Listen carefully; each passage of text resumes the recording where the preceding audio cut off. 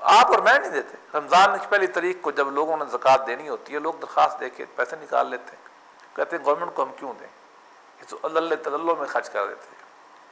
सदर मुमलकत और prime minister साहब जो उनके घरों के खर्चे हैं, मैं ये समझता हूँ अगर उसको आधा भी कर देना तो 4-5 जिलों में फ्लड रुक सकता है, उनकी रिहेबिलिटेशन हो सकती है। करना क्या है एक आदमी भी इतना खर्चा लगाने की। मौजूद तुंग जो था उससे डॉक्टर ने कहा कि आपके कमरे में एक तौलिया है, जो चीन का लीडर था, उसी से मुंह पूछते हैं, उसी से आप पाँव पूछते हैं। उसने कहा भाई देखो मेरा मुल्क तो गरीब है, स्टेट मुझे देती है, स्टेट देती थी उसको तौलिया, मैं 2 तौलिया नहीं ले सकता, मैं एक से मुंह पोछूंगा, उसी से मैं पाँव पूछूंगा। ये वो लोग हैं जो कौम को बनाते हैं। अगर हमने मौज मेले में मुकाबला करना है अगर, फिर कौम का हशर यही। वैसे इब्न खल्दून ने कहा था कि अगर ताजर सियासतदान बन जाए, हुक्मरान बन जाए तो उनको बाहर निकाल दो। तो हम ये देख रहे हैं कि यहाँ पर बड़ी बड़ी जो सियासी जमातें हैं वो ताजर उसको डील कर रहे हैं और वही उसी तरह से शायद मामला चला रहे जिस तरह तजारत के चलते। कौन है क्लासों में देखें, ताजर ना आए, जिम्मेदार ना आए, फौज ना आए, वकील ना आए, ये तो बात नहीं होती। बात यह है कि फ्री एंड फेयर इलेक्शन हो हर लिहाज से। अवाम चाहे फौज को वोट दे दे, चाहे मौलवी को वोट दे दे, चाहे मुझे दे दे, चाहे ताजर को दे दे, चाहे वडेरे को दे दे, ये तो असल बात है। मैं आपको यकीन से कहता हूं कि अगर फ्री एंड इलेक्शन आप कहते चले जाए, अवाम की जो कलेक्टिव शऊर होता है ना, वो गलती भी कभी इकट्ठा नहीं होता। यही हदीस है, यही तारीख ने, यही जमहूरियत है। हजूर ने फरमाया कि मेरी उम्मत कभी गुमराही में इकट्ठी नहीं होगी। जमहूरियत भी यही कहती है कि जमहूरी अवाम के कलेक्टिव फैसले गलत नहीं होते। जब एक बंदा फैसला करता तो गलत होता है। और फिर अगर कोई पाकिस्तान में क्लास तकड़ी है और वो बाकी क्लासेस को तंग कर रही है, मैं तो हामी हूँ कि वो क्लास कमज़ोर हो, ताकि पावर मुख्तलिफ जगहों में बट जाए।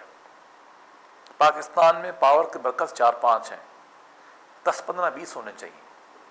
जब पावर डिस्पर्स होती है तो एक दूसरे को चेक एंड बैलेंस करती है। अगर बिजनेस क्लास पाकिस्तान की बहुत स्ट्रांग है, मुझे पता है, एप्टमा को देखें, वो कॉटन की कीमत नहीं बढ़ाने देती, चैम्बर ऑफ कॉमर्स आपको टैक्स नहीं लगाने देते, ज़राअत वाले जो लोग हैं वो बोलता कोई नहीं है, ज़राअत का पैसा निकल के इंडस्ट्री में चला जाता है, ज़राअत पे गवर्नमेंट तवज्जो नहीं करती, जब सब्सिडी थी वो भी वर्ल्ड बैंक IMF हटा देता है। तो ये क्लास मजबूत है, मिलिट्री पाकिस्तान में मजबूत है, ब्यूरोक्रेसी पाकिस्तान में मजबूत है, फ्यूडल पाकिस्तान में मजबूत है, इसके अलावा सब कमज़ोर है।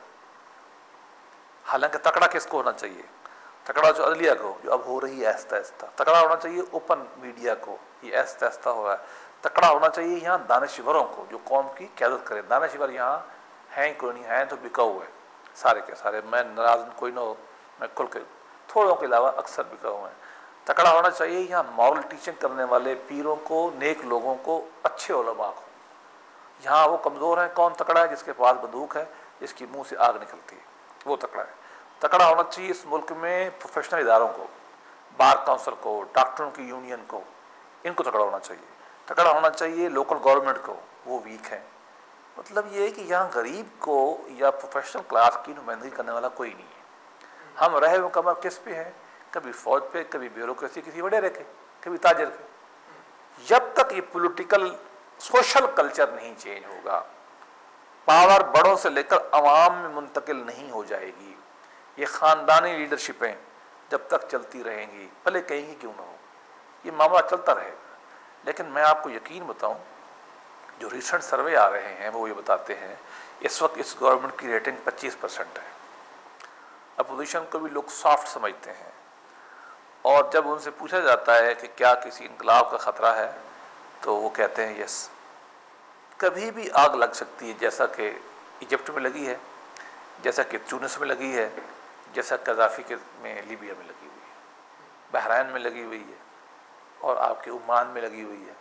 ये चिंगारी यहीं भी आ सकती है। लेकिन इसका इदराक कम अज़ कम दर्जा ये है कि मौजूदा हमारी हुक्मरान लीडरशिप। वैसे वालों ये भी कहते हैं, देखिए जी, जमहूरियत को जो ग्रास रूट लेवल पर मुंतकिल नहीं किया गया, अवाम की इनपुट शामिल नहीं है, लिहाजा अवाम की सिस्टम के साथ दिलचस्पी भी नहीं है। मैं इस बात से इत्तफाक करता हूँ कि हुकूमत और अवाम की एलियनेशन है, बेगानगी।